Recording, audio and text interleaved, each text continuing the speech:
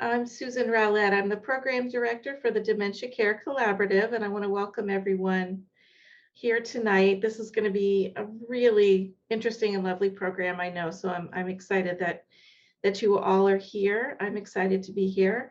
I just wanted to quickly go over some Zoom logistics for those of us who aren't Zoom experts yet. I'm certainly not.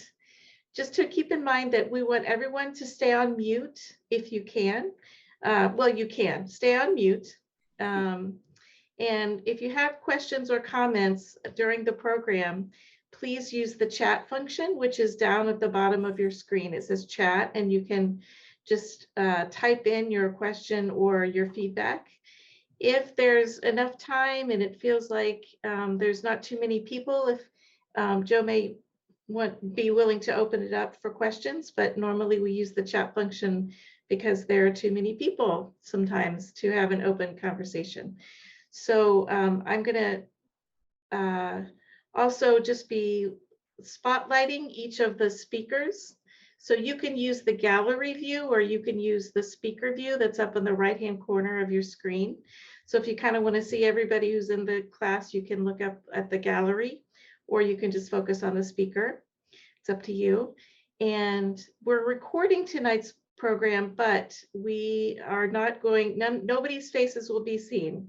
We keep everyone private, everyone's information private, and the chat will not be public at all. We use the recording to go on our website, so for future use, people can go back and watch this if they weren't able to be here tonight, or you can go back and watch it again, because we're gonna love it, I'm sure.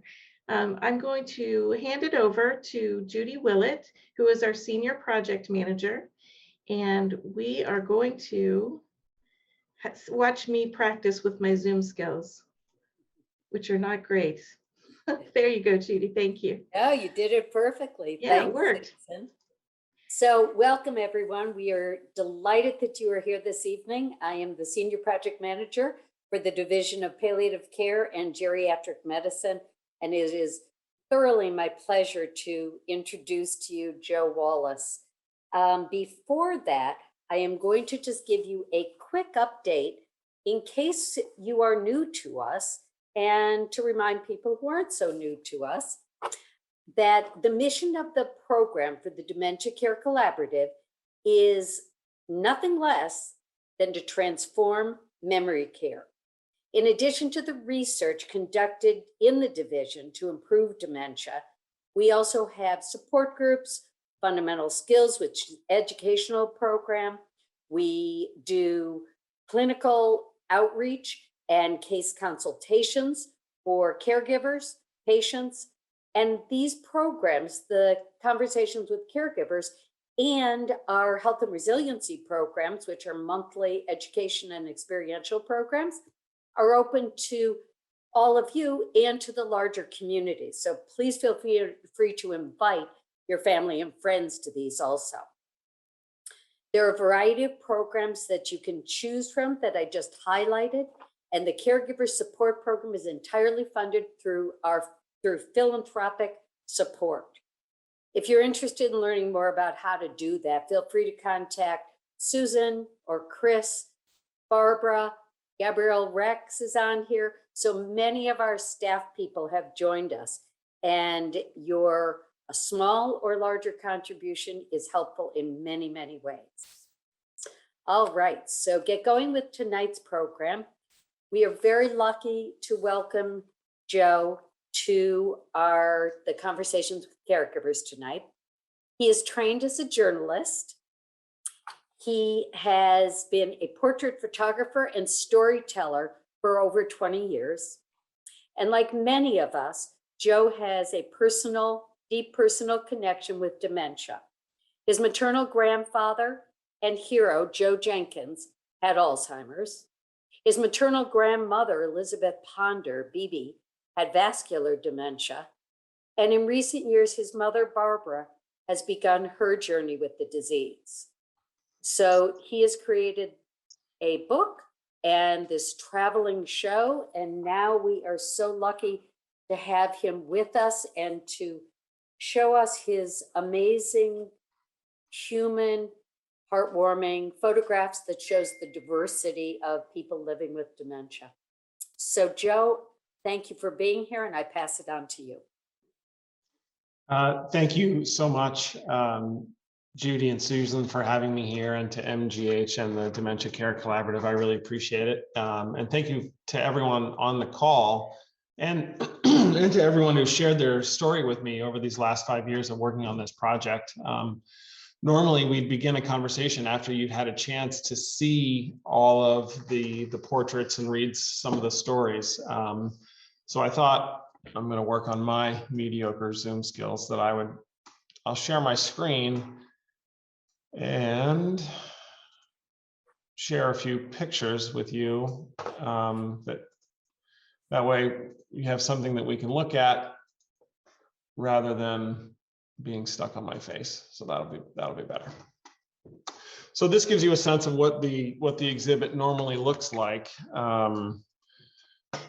It's been in the first image is from the Emerson Arts Umbrella in Concord. This is in City Hall. As Judy mentioned, this is where I got my name. That's Joe, Granddaddy Joe, and BB, and my mother, all in this photograph. And this is a story. That's me in my late 20s. This is about the time when Granddaddy Joe was diagnosed with Alzheimer's. And BB, I think I got started in this work, well, let me share a few more pictures with you. This is another 10 or 15 years past that. That's my daughter Zoe with my grandmother BB, who had this is near the end of her journey with vascular dementia. And I didn't realize how important this picture was to me until I started really on this work and thinking about, my mother and my wife and my son are all behind whoever's, I think it's probably my dad, taking the picture, and having this family experience and how meaningful all of these connections in the journey was. And I felt like there was a story to be told, not, yes, my own family story, but so many stories that I had met, and that together we could be stronger from sharing some of those stories. So let me sort of start with a bigger picture sort of background on my experience with Alzheimer's and why I got started on this work and what I'm hoping to accomplish. So today, there's 6 million people approximately in the US that have been diagnosed with Alzheimer's. It's a staggering number. It's estimated that only 1 in 4 people are given a diagnosis of the different kinds of dementia. That means there's as many as 24 million people living in the United States with dementia, different kinds of dementia. And yet, despite that obvious burgeoning health crisis, it's often a taboo subject with limited public awareness or discourse, and the diagnosis itself can become a mechanism for segregating those affected from society, making it easier to see the label instead of the individual. From my point of view, the typical narrative of dementia focuses on the clinical as opposed or the status of the individual, and it's often depicted using fear, despair, vulnerability, and that's a narrow and incomplete view from my experience, my family's experience with dementia, and it becomes a way to distance yourself from their humanity by focusing only on that narrow view. And so the goal of my work is to destigmatize people living with dementia, to use empathy and storytelling as a way to make connections, to tell a more complete and complex story, and to give the people who see the work and share the stories courage to act in ways large and small. To me, you have to show the whole story, and yes, that includes fear and loss and despair, but that also includes the love, the connection, the dignity, and the humanity that always remains.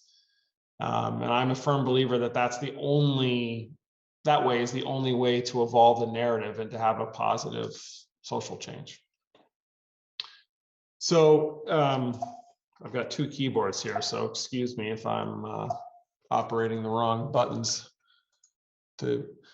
So what I'd like to do is share a few stories with you that I've photographed over a 5-year period. I've photographed about 60 individuals ranging in age from 29 to 100 years old. And they all tell a different story. And, I'll share about 10 with you tonight. And I would encourage you, if you like the work, to go to the website, which is Portraits of Dementia, where you can read the complete story of everyone. But I want to share a sort of compelling anecdotes. Each time that someone participates, we have an interview, either with the individual or the individual and their spouse or their care partner, depending on where they are in their journey. And we make a portrait together. And then I write a story based on our interview. And sorry, I'm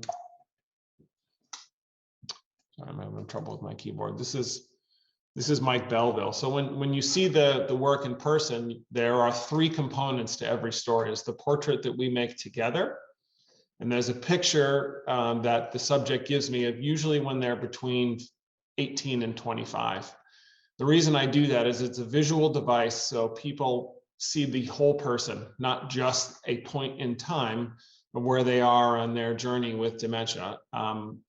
Part of the stigma is people only see them as their diagnosis. So it's a visual device to get someone to see the whole human and focus on their humanity. The prints are quite large as a way to combat another piece of stigma where people feel ignored or invisible when they have dementia. So most of them are close-ups, and most of them are printed in a bigger than 1-to-1 ratio. So they're about 36 inches tall. So when you're in a room with 30 of them, you feel their presence and their humanity, and they're really impossible to ignore. This is Mike Belleville. Is an amazing human being, an incredible advocate. He was 52 when he was diagnosed, so he was a younger onset. I'm just going to read you a quote. He's a really passionate speaker. The biggest thing for me is stigma. It's because of what people think or what they anticipate, what they see as dementia. The public narrative is tragedy. As soon as you get a diagnosis, you're automatically put in this pool as a person who's not capable of anything anymore. It's automatic. It's like, pow, you're in this bucket now. You're no longer capable of making decisions for yourself. You're no longer capable of participating. You're no longer able to contribute to society. You can't learn anything new anymore. There are all these things that you can't do anymore. It makes me frustrated and angry. This needs to be talked about in the elevator, in schools, in the line at the grocery store, at the family dinner table. It needs to be talked about. No more hiding in the back room. In the past, this was taboo and scary, all the words that go with it, demented, senile. Today, there are a lot of us saying no. It's no wonder we don't want to talk about it. We're being ostracized, judged, assumed to not be capable. And it's no wonder because of what people see in the media. I say, don't pigeonhole me. Don't automatically assume I can't do something. I want my voice to help get people to treat us the same way as they did before we were diagnosed. We may change some, but we are still the same people. Talk to us. We're still here.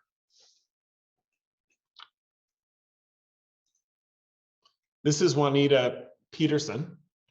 She was born in 1939 in Winston-Salem.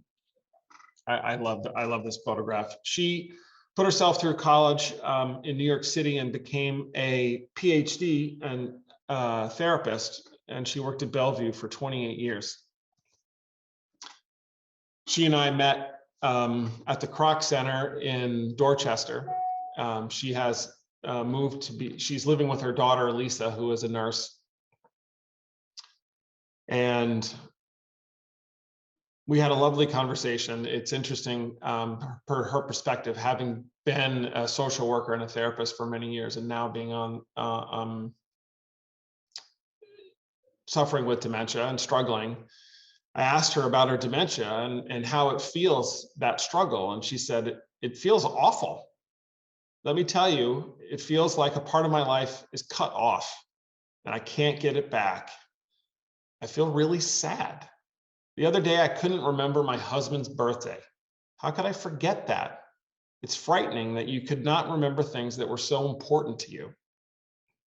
Her daughter, Lisa, told me she misses Al, that's her husband. He was her rock. I think she finds living with me humiliating and demoralizing.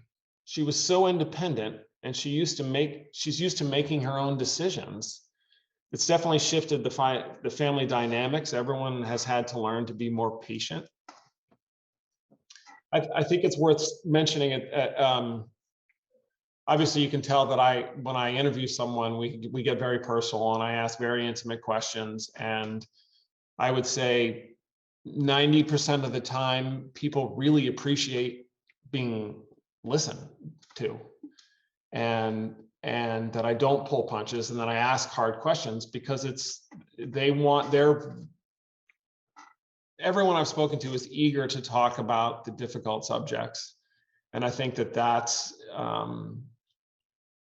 a way to show people's humanity and their dignity, and to, I think, to the person. Nobody with dementia that I've interviewed wants to be treated like they have a disability.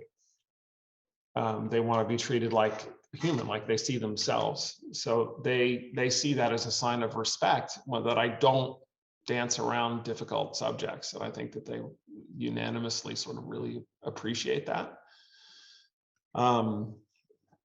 Sorry, that is sort of a non sequitur. This is Larry. Larry is a really incredible story. He's the same age as me. He's 50. And this is a picture of his family, his wife, Allison, his son, Brendan, who is at the time of this picture is 12, and his daughter, Zoe, is 7. So same, he's my age. He has a daughter. I also have a daughter named Zoe. I think, like many stories I've heard of people that are diagnosed when they're younger, he lost his job and because he was unable to perform to the level that it was expected of him, and he didn't know what was wrong, and he wasn't telling anyone and talking about how much he was struggling. And after he lost his job, his wife Allison said it was a really horrific experience. We went through a really, really difficult time. Initially, after that process, Larry went into a really deep depression, and our whole family went into therapy. It's also worth noting that this is the first time in my interviews that I had interviewed a whole family together, which was amazing and wonderful, and also deeply powerful because they were so candid and honest and raw in front of their children, and included their children in the conversation. Allison told me Larry continued to go through bouts of depression and anger like I had never seen, and it was scary. This is Allison. We're through those stages now, and I can understand that it wasn't him. Zoe and I started talking, and she's really into theater. Her father was a theater teacher, so we're talking about that, and she began to tell me about how she used to volunteer at a nursing home, and she had made a friend who was 95 that she used to go and read books to. And then she started to cry because she's now reading to her father. And, I asked her to tell me more about that. And she said the family it's kind of falling apart. And her brother stepped in, who had been completely composed this entire time. And he said, it's like the roles have been reversed. And he says, because Larry, dad, had showed me a bunch of things like how to turn on the TV, how to play video games, but now I'm kind of showing him how to do that again. We've been watching a lot of TV together lately. We've just been kind of helping each other out. It's nice because I feel accepted and needed as any other human being would. It's just nice to feel wanted and needed in this world. This is a 12-year-old boy. It blew my mind, his poise and his support and love of his father and taking on that responsibility. This is obviously a hugely intense moment in the interview with the five of us, and Allison sort of looked around the room and said, we have good days and we have bad days. We take one day at a time. I think all of us have learned to live with those, really live in the moment. You have to do that. You have to savor the moment. I savor the moments of clarity, whether it's once in a while before bed, Larry will say, I love you. And there it is. There's Larry. Here he is. Or he'll lean over and say, thank you for taking such good care of me. And he'll say it at a time where it's just like, where did that come from? Those are the moments that I really cherish. We have something at home we call a joy jar. It's to encourage the small things. We made it a point, the three of us. We went out and we bought a jar and we wrote a little label on it, and it says share on the outside. And we have these little special papers. And when you have a great day or something great happens, whether it's, you got an A on your test or so-and-so made you smile at school, it doesn't have to be a big thing, but you take out the note, you write it down and you put it in the joy jar. And when we're having a bad day, we pull them out and we read them. It's a really beautiful interview. My daughter Zoe has since made our own joy jar. So we have a joy jar at home now. Sorry, I got too engaged in the story. This is the portrait we made of Larry. He's mostly nonverbal, but he and I are engaging and talking about theater and doing a little bit of acting together during this photo. This is Helen.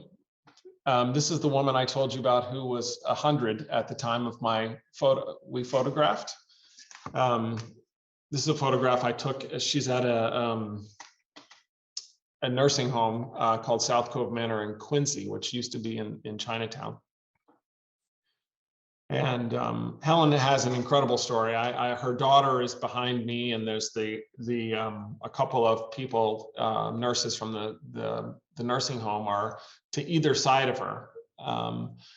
I had interviewed with her daughter on the phone, and then again today, and she had brought the traditional Chinese dress, the cham sum, and the jewelry, and I thankfully had the right color backdrop with me. And she knew that this was a big deal, and that she had a walker, and I had the backdrop and I had the lights set up, and we were in sort of a family room at the nursing home, and she looked me up and down, and she sort of pointed, and she went and she knew right where to stand, and she sort of tisked at the nurses to get away from her, because she knew this was a moment that she wanted, and the nurses are to either side, so she could stand on her own without the walker. She's 100 years old, and it was this incredible moment of grit and poise that she displayed to make this photo. Her family was displaced when the Japanese invaded China the first time in 1932, and then again during World War II, and then they had to flee the Communist Revolution.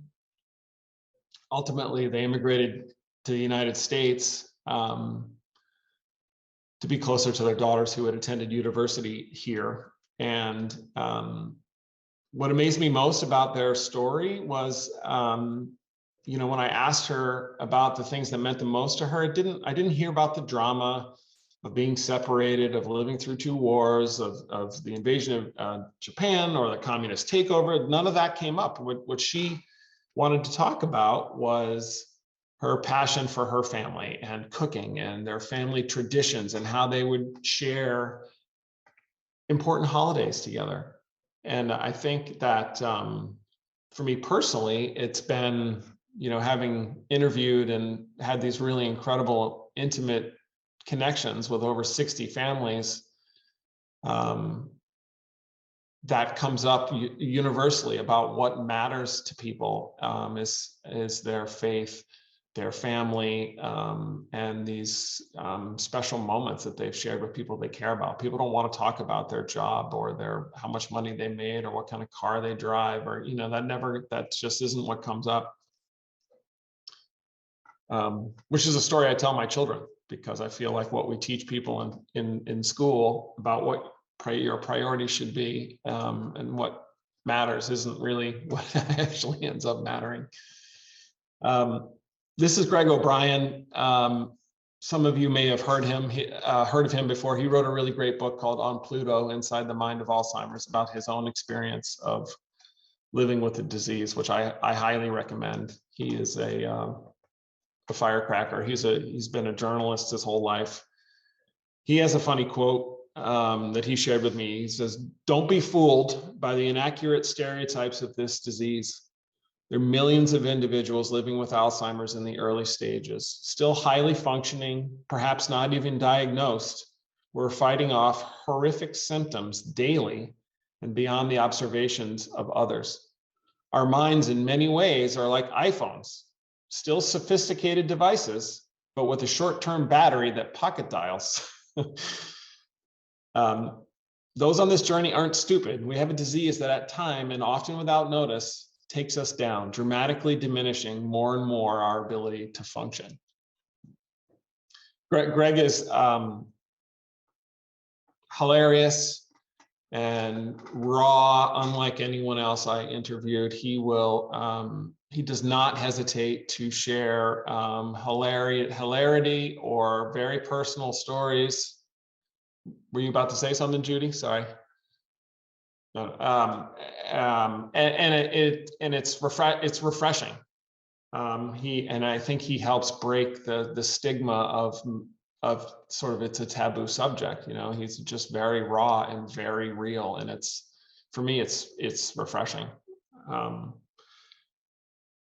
have a few more. I love this photo. This is Zifan Wu, who grew up in Beijing, and she was a professor in Xi'an. And she moved to, again, like Helen, she moved to the United States after she retired to be closer to her daughters who had gone to university here. I had interviewed her daughter, Yuan, who just coincidentally worked at NASA, you know, so smart. And she had flown up from Washington, D.C. to meet me where her mother is. And we talked at length about the hardship of caring for her mother, how they had her at their home and ultimately had to bring her to a memory care place that had sort of a specialty, and particularly one that was in this. Again, this is another place in Chinatown where everyone speaks both Mandarin and Cantonese, and the food is it's not all Chinese. They have a lot of different Asian ethnicities represented there, but they have people that speak their language and can understand their culture, and that was hugely important to their family. And we talked a lot about the profound sense of loss and for her, the inability to bond through sharing memories. And Yuan told me, when you have Alzheimer's, you become a different person. When my father passed away, I could remember what he was like up until the very last moment. But with my mother, it's harder because that special mother-daughter relationship is no longer there. I hesitate to talk about these things because when I talk about it, I feel like I've lost my mother, but she's still right here. I just don't know how to place my emotion. I'm not scared. I just hesitate. I don't know how to tell my mom's friends or my mom's relatives that she has this disease. I just don't know how to say this. She's been a very strong and independent person. Right now, I don't see any of that. I want people to remember my mother the way she was, not the way she is now. I just want to make a plug for another guest that's been on Conversations with Caregivers. When Yuan was sharing about her relationship with her mother and feeling like she had lost her mother, but she was still here. They had a guest on in October, Dr. Boss, who was incredible. And so anybody who has that dynamic of feeling a sense of loss for someone who is still with them or missing a relationship that still exists in another way, Dr. Boss's work really sort of had a really profound impact on me. And I've started reading some of her books since that Conversations with Caregivers conversation in October. So come to the next one. You never know who's going to show up. They've been pretty great for me, so I'm flattered to be in the company or follow on from Dr. Boss. This is Bill Zekhausen. He was 83 when I took his portrait. He was a pastor and a psychotherapist. He was first an ordained minister and then became a therapist working with individuals and couples, and he had a specialty of working with physicians. He had dedicated his entire life to helping other people. And about 5 years before I took this portrait, he had started forgetting appointments and having difficulty doing his job. And he admitted to me that he was terrified. Despite having all of the training and having helped other people through this journey, he was terrified and he hid it from everyone until his wife started gently trying to coax him into having the conversation. And ultimately, he got the diagnosis that he was most terrified of, that he had Alzheimer's. Bill, another courageous person that was willing to be very raw with me, admitted to me that he was worried that if he couldn't be a counselor and that he would no longer be able to contribute to others and that his life would become meaningless. And he admitted that he had become depressed and struggled with suicidal thoughts.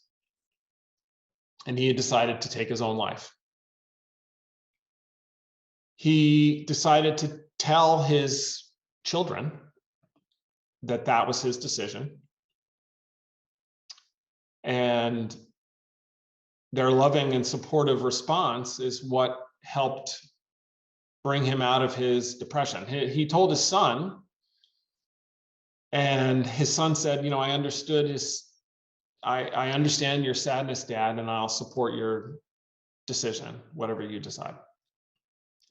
His daughter took it one step further. She said, Dad, I love you. I respect your decision, and I want you to wait until I can come and be with you.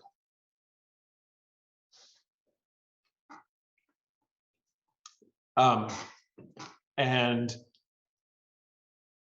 Bill was obviously overwhelmed by the love and support of his kids, being able to move past their own needs to support him. And that's when he had a wake-up call that he was suffering from depression, something he had helped, you know, probably hundreds of people through over, you know, his 50-year career.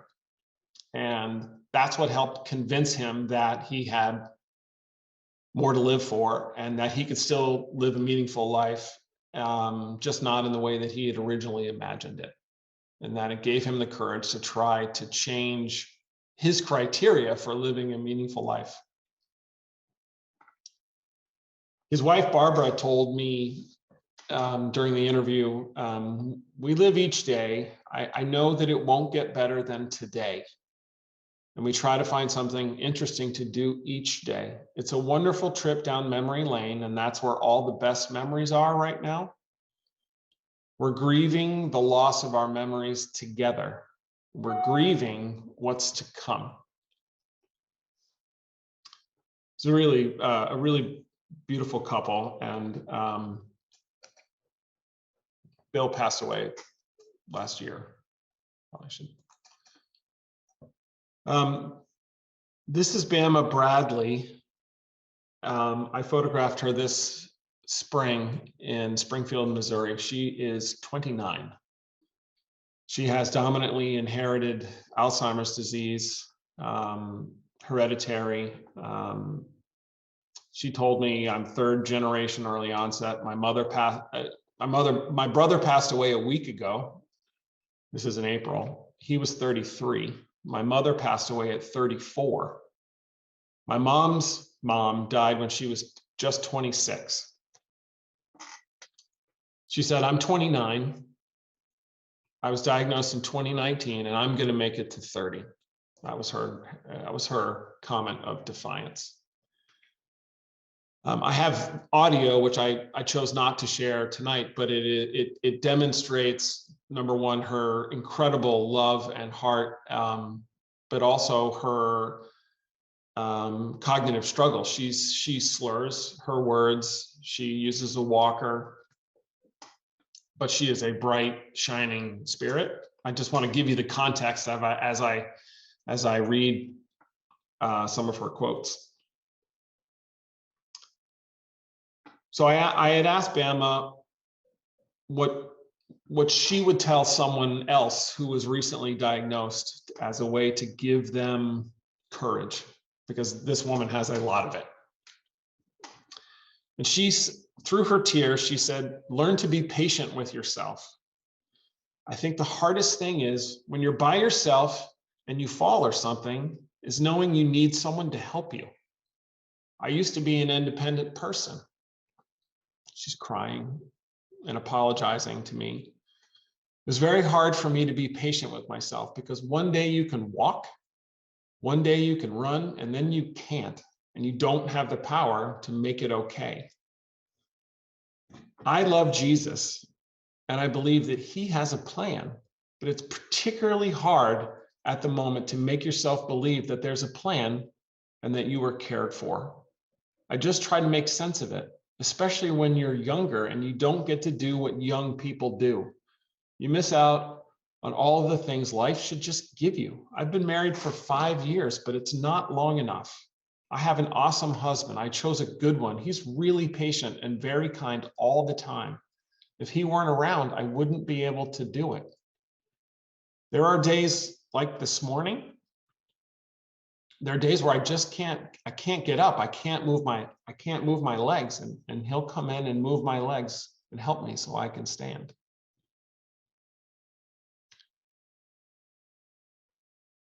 I asked Bama about her courage. And she told me, well, I think also about being patient with others as well as being patient with yourself, because they don't know what it's like to be you. All you can do is explain it to them and be patient and say over and over again, I just need a moment. Just let me lay here. Or tell them that it's okay because you're not the only one suffering. Everyone around you is saddened by who you're not. It's not fair for them either. I love people, and I love being able to make everybody comfortable. I want to make sure that everyone feels comfortable. If that means I have to say, hey, it's okay, I'm all right now, to make them comfortable, I'll do that. I don't want to ever be a burden for anyone. That's the hardest part. We talked a little bit about her grieving. And again, I'm just going to say Dr. Boss's work is just right down the fairway on this about her. She's grieving the life that she wished that she had. And she's talking about how learning to live with it, with the way her story is going to end. And I asked her, how do you do that? And she told me, I'm still figuring it out. I would say be joyful in every moment because you might not have another one. If you just go to the grocery store, you can be kind to anybody you meet, and that can change their day. It may be nobody was nice to them or nobody spoke to them that day, and you could be the person who wants to spread joy. I think being patient with people is the biggest thing. It's just knowing that at the beginning of the day, people are people, and you only have 24 hours to either invest in them or not. You can either make them better or worse. So I just think about just be good to yourself and to others. That sounds really cliche, but I like that. It's probably obvious that this woman, the Bama, really blew me away with her courage and sort of boiling it down to you know, if you've got one day with somebody, are you going to make it better or worse? And it's up to you. And it's a very empowering message for someone whose goal was to live for one more year. This is Richard Wright. I had originally interviewed Richard and his wife, Amy, back in 2017. And at the time, Richard's dementia was pretty advanced, and he was living at home with Amy, and he passed away in 2019. And Amy and I had kept in touch, like everybody I interview, and I had, after the wake, I had reached out to her and asked her if she was willing to meet and talk again about her experience taking care of Richard and his passing. I'm going to just toggle between these two photographs because I think it's a relevant part of the story.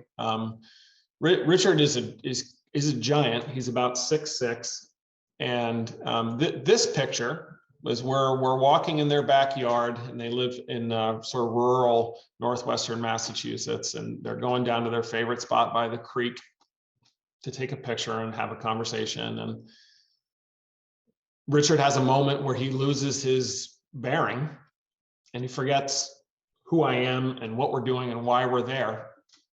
And he has this brief moment of fear, anger, rage, probably a combination of all those things. And it lasts for maybe 5 seconds.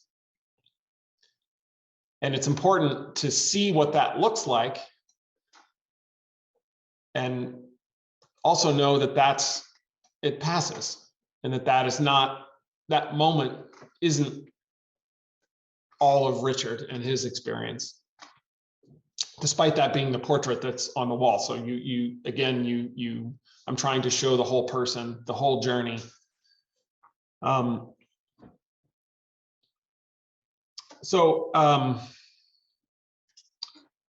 Amy agreed to talk to me again, and she told me, we asked about the diagnosis, and she said, I was relieved at the diagnosis in a way because it explained a few things that were really upsetting me. I'm sure he knew even then he was so afraid and anxious about losing his own control, his own personness, his own identity, and that inevitably would show up in frustration and anger. Once I knew he had dementia, I could let things go versus being angry and upset. It's worth mentioning that Amy had kept Richard at home until the very end, and it was a struggle for her, the guilt she felt, because it got to the point where Richard would fall out of bed and couldn't get up, and he's a large person, and she ultimately couldn't handle the burden despite her best efforts. And I asked her to share some of her experience, and the purpose of sharing her story and the images is to give courage and help to other people, so people don't feel so alone in their dementia journey. Because there's a power in hearing other people's stories and knowing you're not alone. She said, it's so easy to lose your perspective, that loss of partnership, that camaraderie, It's hard to get past. It's difficult to answer, but it jumps back to basic philosophy for me. It's accepting and appreciating whatever is in the moment. Whatever you've got is what you got. You didn't deal this hand, but it's the hand that's on the table, and how are you going to play it? You have to readjust your whole life on that moment, having the compassion to be empathetic with what they're going through, and not staying in your ego, not staying in what do I want, what do I need, noticing and being accepting of what's happening now. It doesn't matter what happened 5 years ago. You don't have to think ahead. This is what's happening right now.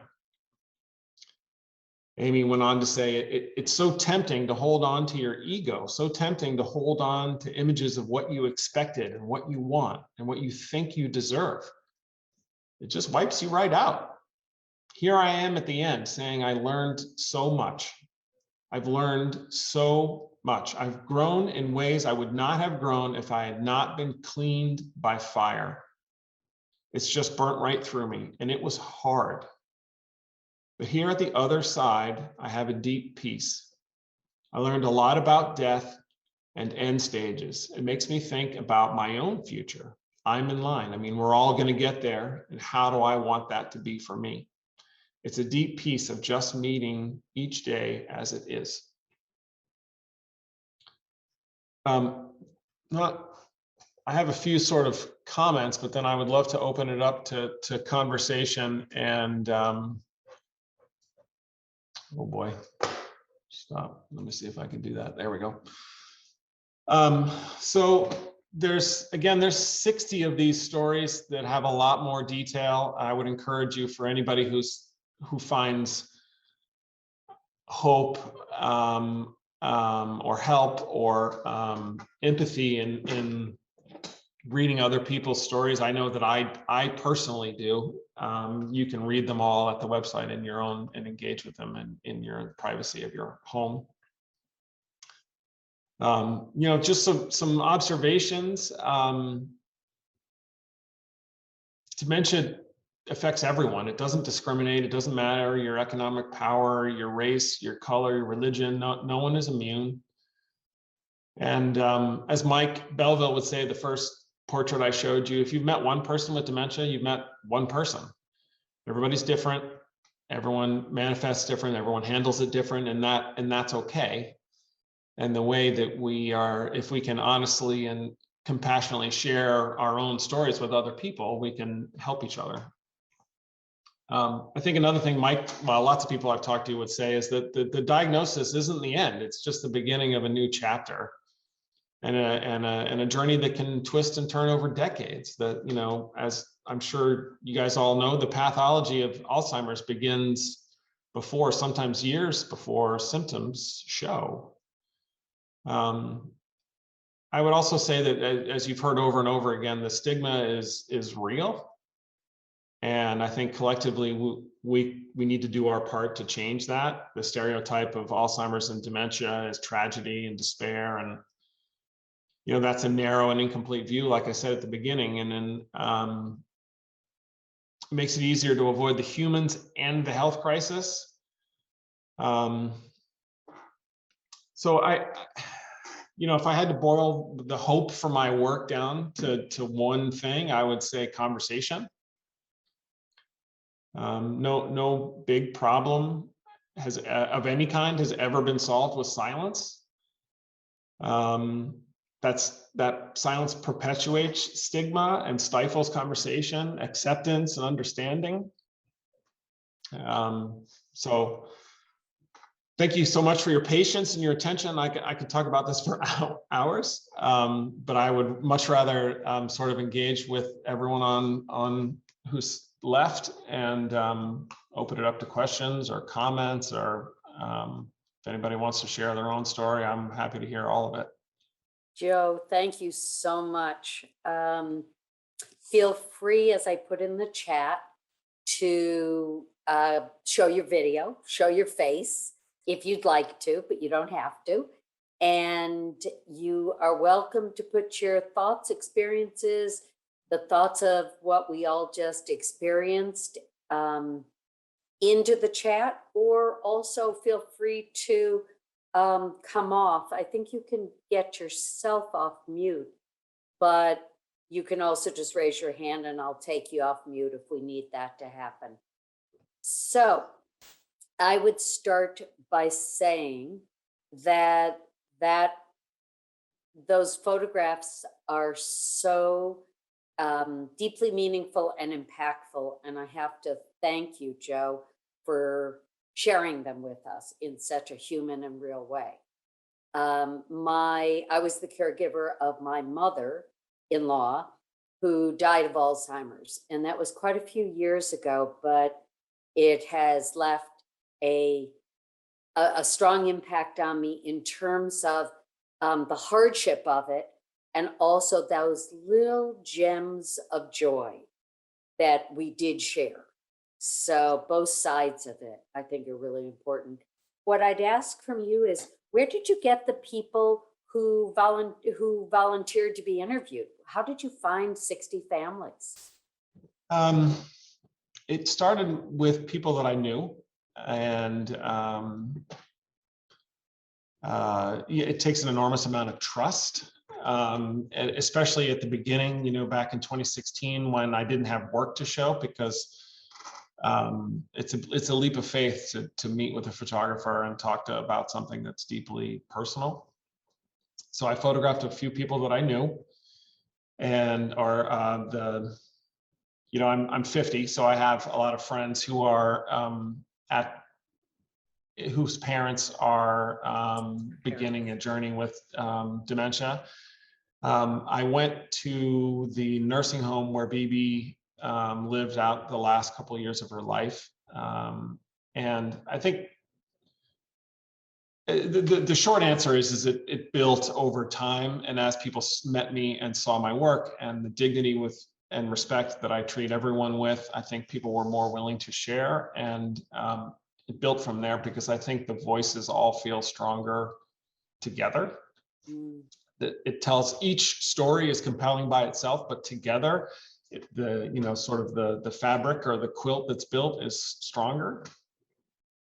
I would say that my experience with my grandmother's passing, and more than my grandfather, because she was closer at the time of her passing, so I got to see her more often, and she lived a very long time, into I think 91 or 92, was all the people that I met, all the other caregivers, all the other people sort of behind. What it felt like to me was this entire world behind the curtain. When you went into the memory ward, as someone who had not experienced, wasn't a medical professional, or had no training, no experience, it was like a door into another world. And my journey of going from being feeling afraid, feeling unprepared, feeling uninformed, to looking forward to it, to having so many of my own perceptions and stereotypes proved to be wrong. And so many people had so much love to share, and taught me so much, not just about caregiving itself, but how to be compassionate, how to, I think one of the most important lessons I learned was that people are people. People still want to laugh. They want to hear, if you like dirty jokes, you're still going to like dirty jokes. If you don't, you don't. People want to dance. They want to eat their favorite foods. They want to sing. And that just that basic concept that the place that you're in, or the physical condition or the cognitive abilities of who you're with, doesn't change anything about what the core definition of who a person is. And it seems silly now, but when I was, that took me a little bit to figure out, that we could laugh and you can joke and you can actually talk. In one paragraph, you can be full of despair and tears, and the next moment you can be, telling jokes. And then that all is just, it's all living. And I think that's that was the thing that I think I learned from my peers at the nursing home who were going through what I was, who had more experience than me. And I think that was the seed of why I wanted to do this project, was how can I share all the amazing things that other people have taught me through their own journey, because I didn't know anything. Yep. And I was scared, and I thought, oh my goodness, I don't know what I'm going to say to these people. I don't really want to talk to them. I don't have anything in common with them. All wrong. Yep. And oftentimes the people I thought I had nothing in common with were the ones that had the most to offer. Absolutely. When you said that one of the people who you interviewed was saying, be patient with yourself and be joyful in every moment. So much of the stories that you shared are things that all of us should be doing and should be taking to heart. Yeah, I agree. Yeah. I Susan, agree. did you have something you were sharing? I just wanted to just express my deep gratitude for the work that you do, Joe. And this project is so moving and important. I know that I know a lot of my colleagues are on the call tonight, and especially with COVID, we have been doing so much of our work via phone, some telehealth with Zoom, but a lot of work by phone, and so often with caregivers. And I think the voice of the person, the diagnosed person, at some points can get lost. And so, often because they have difficulty expressing themselves, they might have difficulty expressing themselves. This gives voice, this kind of project and your work gives voice to those who can't speak. And I just think it's just more valuable than we can really put words to. So I just wanted to thank you for doing that, and we'll carry it forward. Thank you so much. I really appreciate it. I think I didn't realize that this was going to change my life, this work. I really didn't.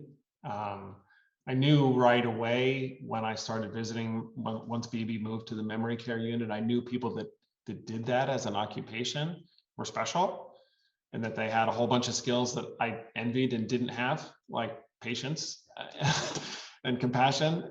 And, I think it's deeply rewarding for people to share their journey with me. And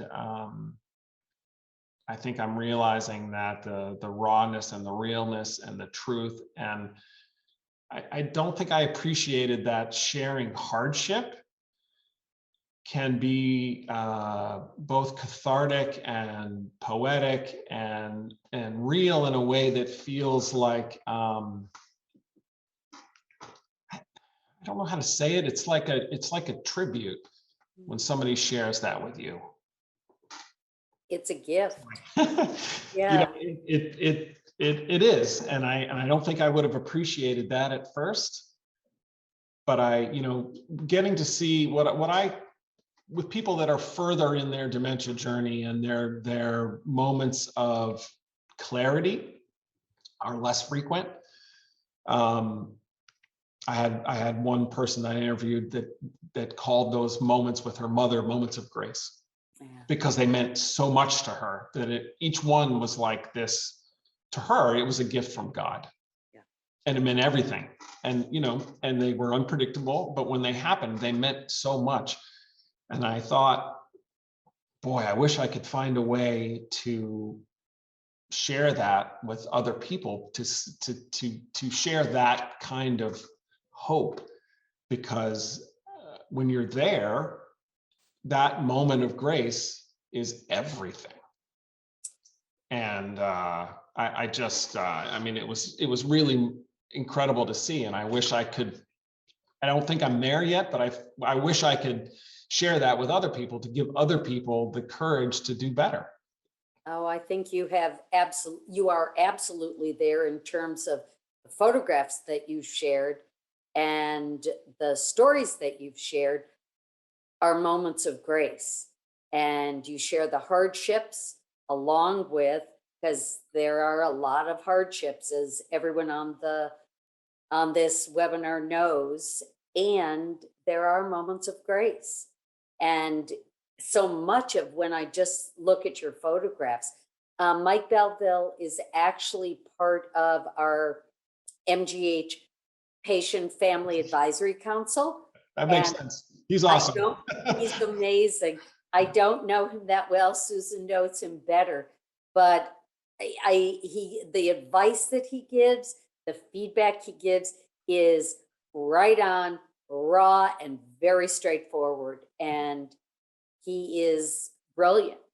And he is a person living with Alzheimer's. So it really shows the depth of how much people can really share and be part of life. And it destigmatizes all of it. Yep, we need to make it easier for them to be heard. Absolutely. Are there ways that people talked about that they wanted to be heard, or that it was better, easier for them or their person living with dementia? That's a great question. I think overall people want to be treated the same. They want to not be treated with kid gloves, like they have some kind of disability, or they should be treated differently. I think it feels patronizing to a lot of people. And I think some people realize that they don't want to be treated differently, but they also know they need patience sometimes. Yeah. And that sometimes can be a tricky paradox. And, you know, I think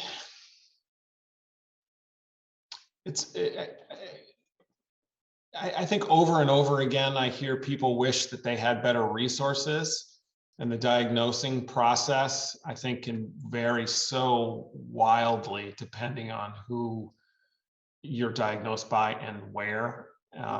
Absolutely.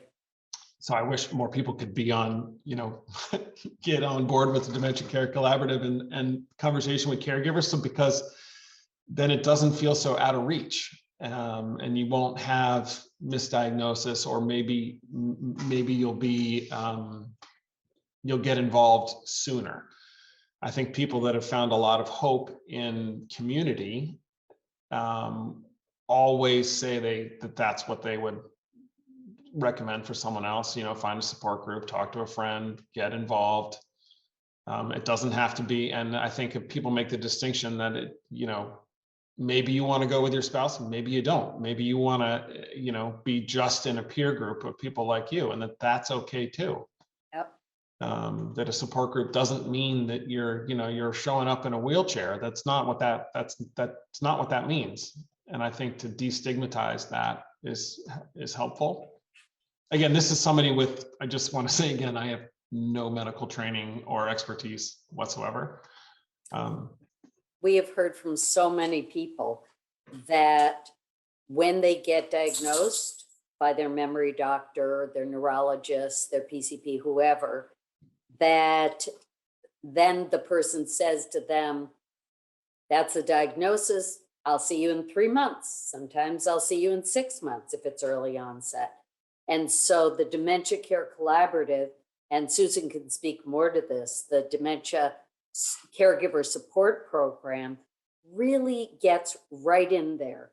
Chris White can also speak to this. Those are two of our social workers. Chris or Susan, do you want to speak a little bit about that in terms of how you guys can help at that moment, either families or other, the person living with dementia? So I can speak a little bit about that without going into too much detail, but it's my personal mission as part of the Dementia Caregiver Support Program, and particularly within my work in the memory disorder unit. I never want to, within my control, ever come across a situation where we have that, it's termed, diagnose and adios. I never want to leave a family leaving, their first appointment or a second appointment after receiving a diagnosis feeling like they have no one to turn to if things, should change, or if they have questions or concerns. My phone line is always open, and I tell my families, if anytime you have a call, or, if you have a question or concern that, you can feel free to call me. Just having that presence, I think, helps to at least give comfort to a lot of folks that come through, and giving that anticipatory guidance in terms of what to be mindful of, as time goes on, what to, plan for, and what things we can control, especially in the early stages, I think is invaluable. And it really sort of sets the core of the work that I do with the families that come through the unit. Absolutely. Thank you so much, Chris, because I think that that's really important and speaks so much to the experience and the journey that people go through. Joe, did people share with you about that, when they were diagnosed, or much more kind of on an individual, how they were living today and daily things? We usually talked about, in the interview, I would always ask about the diagnosis because it's usually, it's usually a lot of drama. It's either about a personal something with their job going really wrong, or sometimes people have been misdiagnosed. A lot of people have been told they need therapy, or I've had a lot of women tell me, oh, it's just menopause. Sometimes just terrible patronizing misdiagnosis. Sometimes there's been other medical complications, and very wildly different. Some people are given great resources and have been very much encouraged to get involved immediately in their first appointment before they leave, sort of like Chris was talking about, making sure that people have made to feel like they're not alone and that there's a whole toolkit that they have access to. That's obviously the best case scenario. Yep. Other people have been said, take this drug, Aricept or whatever it is, and we'll see you in 6 months.